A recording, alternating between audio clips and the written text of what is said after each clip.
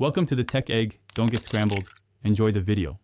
You begin by preparing the phone and car so Google Maps can run smoothly. Sign into your Google account and update Google Maps and Play services. This prevents compatibility issues. Once done, enable location with high accuracy so GPS locks quickly.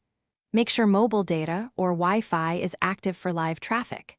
If your Alto K10 supports Android Auto, have a quality USB cable. Otherwise, pair Bluetooth and place the phone on a dash mount for safe use.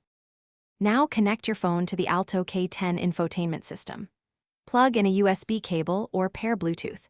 Accept any prompts on both the phone and car screen to allow access. If Android Auto appears, follow on-screen setup and grant microphone, location, and phone permissions so voice and navigation work.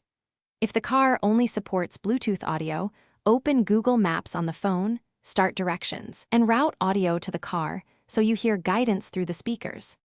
Finally, enter your destination in Google Maps and tap Start.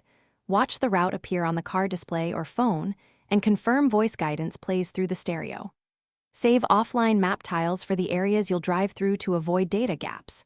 Make sure the phone is secured and has a clear view of the sky for best GPS.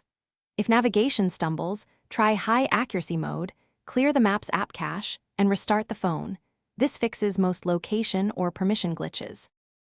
Thanks for watching. Consider subscribing if I helped unscramble your problems.